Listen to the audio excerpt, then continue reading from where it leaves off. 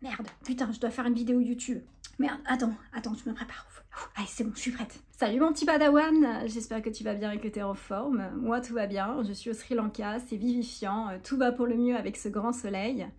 Ouais, c'est bon, c'est vrai, j'ai un petit peu la connerie ce matin, trêve de plaisanterie. Pourquoi on est là au fait aujourd'hui? Ah oui, c'est parce que je vais faire une guidance avec toi pour 2024.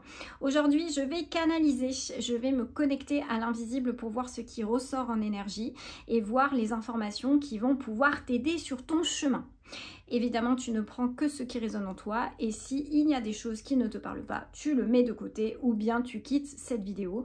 En général, les personnes se reconnaissent toujours. Donc, je vais me connecter donc à mes annales akashiques, c'est déjà fait, mais je vais juste me recentrer quelques instants pour pouvoir être au plus juste de toi, pour savoir ce qui va ressortir pour cette année. La première chose que j'entends à l'intérieur de moi, c'est félicitations. Vraiment félicitations parce que les guides ont conscience que tu n'es pas dans la période de vie la plus facile. C'est vraiment la période de vie de remise en question, tu te poses plein de questions, tu sais pas où tu vas, c'est presque difficile de se projeter dans le futur. Et en même temps, c'est une nécessité que de vivre cette période, parce que c'est un peu comme si on changeait de mode de fonctionnement, clairement. C'est vrai que jusqu'à présent, on était beaucoup dans une vie très lisse, où on avait tendance à pas forcément s'écouter, et cette année va être sous l'auspice de l'authenticité. Comme si ça disait à l'intérieur, exprime ta vérité cette année en toute authenticité. Et là, j'ai l'impression que là-dessus, les énergies se renforcent. C'est-à-dire que l'année dernière, par exemple, on était un peu dans cette voie, mais tu avais toujours des échappatoires en fait pour te mentir, pour esquiver, contourner un petit peu la leçon qui t'était enseignée à ce moment-là. Mais autant cette année, ça va pas forcément marcher comme ça. C'est un peu comme si la vie allait t'amener des situations où tu n'auras pas d'autre choix que d'être juste avec toi-même. Tu n'auras pas d'autre choix que d'être vrai dans tes ressentis, dans ce que tu auras envie d'exprimer vis-à-vis d'une personne. Et là, je sens vraiment qu'il n'y a plus d'échappatoire. Autant jusqu'à présent, voilà, on avait un petit peu une marge de liberté. Autant là, c'est comme si la vie disait bon ben mon coco, voilà, je t'ai laissé quelques années pour voir un petit peu comment tu réagissais face à ces turbulences émotionnelles. Là maintenant, vas-y quoi. Maintenant, exprime qui tu es et vas-y, fonce et arrête de te raconter des histoires, arrête d'écouter ton mental, vas-y, suis ton instinct. C'est un peu ce sentiment que j'ai.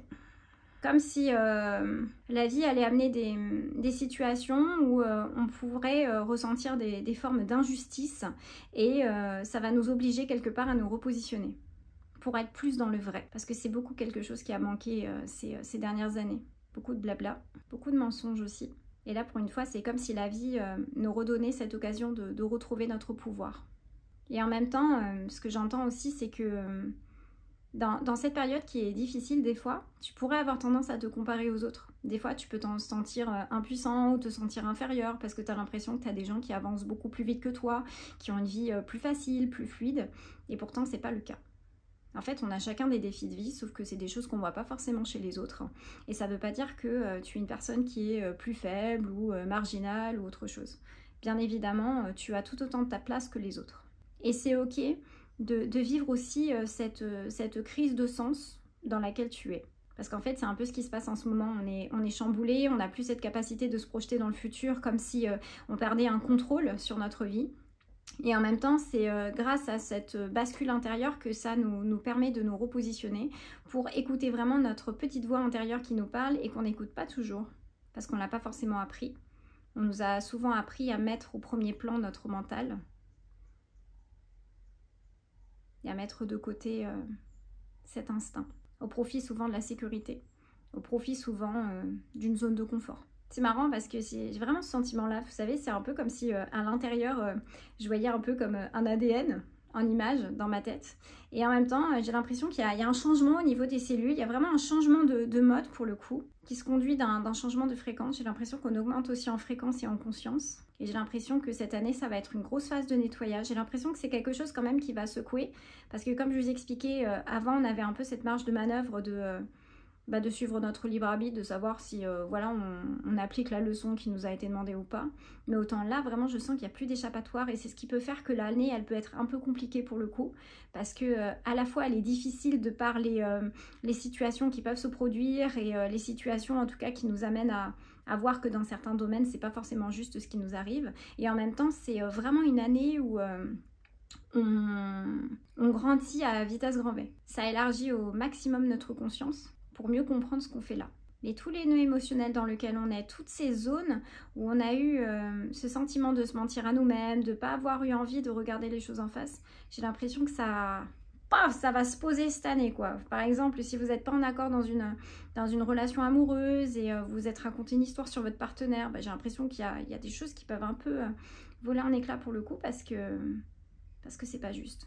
En fait, c'est ça, c'est que j'ai l'impression que cette année, c'est un peu une mise au point. Il y a eu ces 3 dernières années avec le Covid, etc., où on a commencé à être bousculé un peu comme une machine à laver. Nous sommes tous passés dans une essoreuse.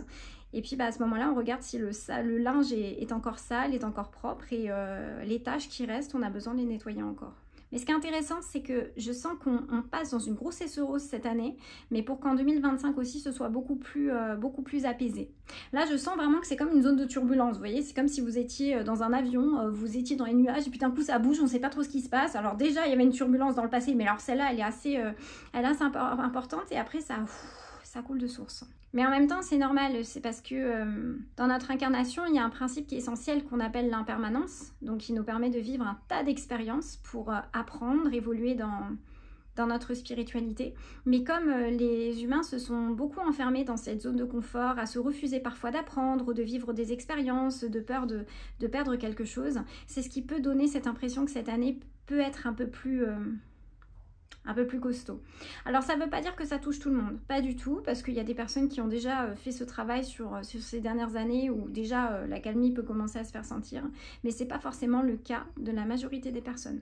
Et en même temps, c'est assez marrant parce que c'est dans l'adversité que vous allez redécouvrir vos propres ressources et de vous rendre compte qu'en fait vous avez une grande force et que derrière aussi ces événements de la vie, ces situations qui sont pas justes, ça va être aussi une façon de dépasser nos propres peurs. Parce qu'on a tous des peurs. Hein. Ça peut être la peur d'être seul, ça peut être la peur de l'insécurité, ça peut être la peur de déménager, la peur d'avoir un enfant, ce que vous voulez.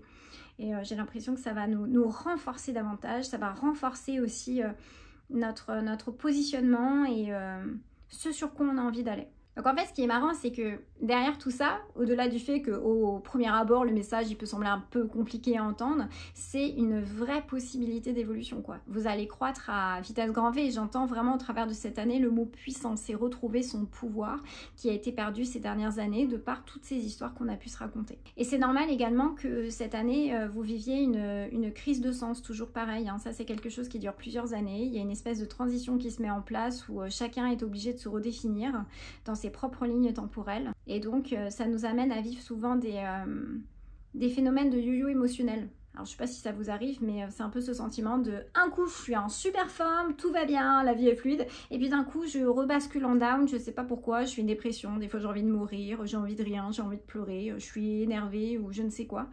Et en fait, il y a de plus en plus d'effets yo-yo. Un coup, vous mettez la tête sous l'eau. Ensuite, vous revenez à la surface. Vous remettez la tête sous l'eau, vous revenez à la surface. C'est normal. Ça fait partie du processus. Parce qu'en même temps, on dit que la souffrance est un moteur d'évolution. En même temps, ils ont raison parce que si vous êtes pleinement heureux, en général, vous n'avez pas pensé à vous remettre en question, vous allez profiter. Mais en même temps, ce qui est assez intéressant, c'est que derrière toutes ces expériences, ça va vous rappeler la valeur de la vie. Ça va vous rappeler la valeur de la vie parce que quand on a envie de redécouvrir aussi ce bonheur, cette joie de la vie, on a souvent besoin de vivre des polarités opposées pour comprendre le sens que veut dire le mot bonheur et joie surtout notamment.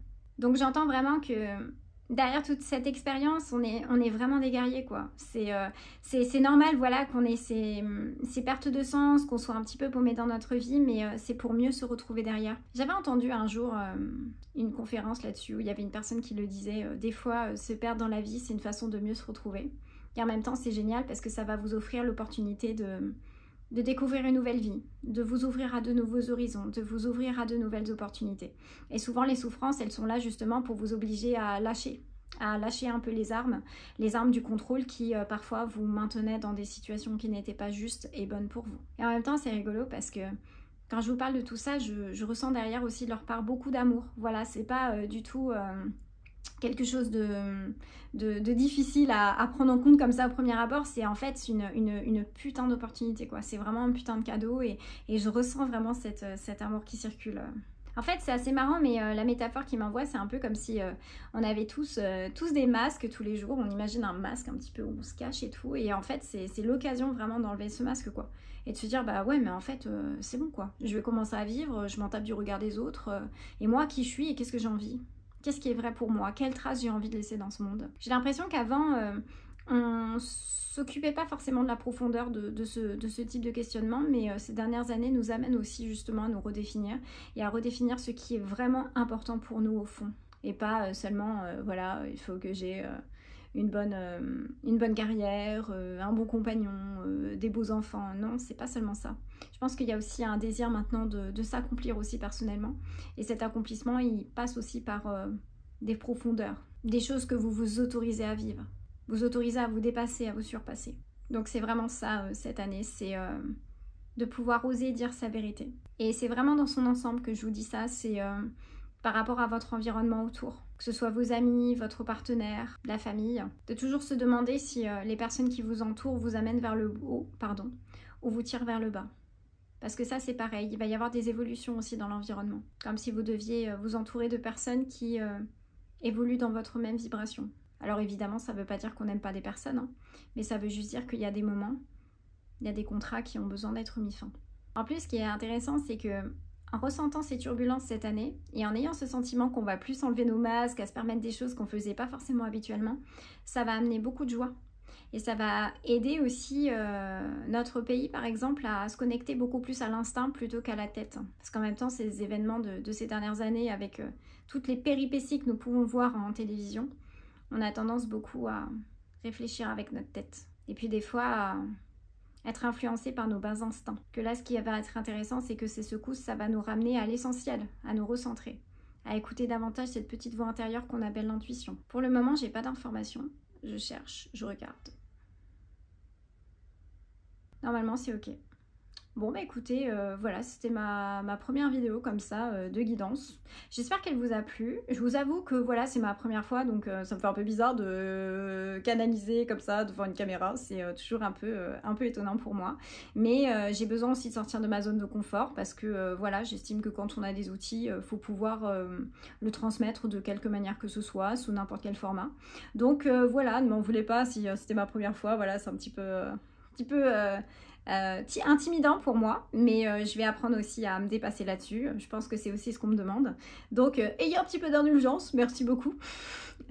Non, je rigole. Non, franchement, tu prends ce que tu as à prendre. Voilà, il n'y a pas de problème. Tu fais comme tu le ressens. J'espère que cette vidéo t'a plu. Si jamais cette vidéo, elle t'a plu, n'hésite pas à t'abonner. Voilà, pour être au courant des prochaines vidéos que je ferai finalement tous les lundis soirs et non plus tous les vendredis soirs. Je pense que finalement, ça va m'arranger de faire de la sorte. Et puis, voilà, n'hésite pas aussi à me laisser un commentaire pour voir comment tu te sens par rapport à ça, à liker si jamais ça t'a plu. Et puis, je t'embrasse très fort et je te dis à bientôt. Ciao!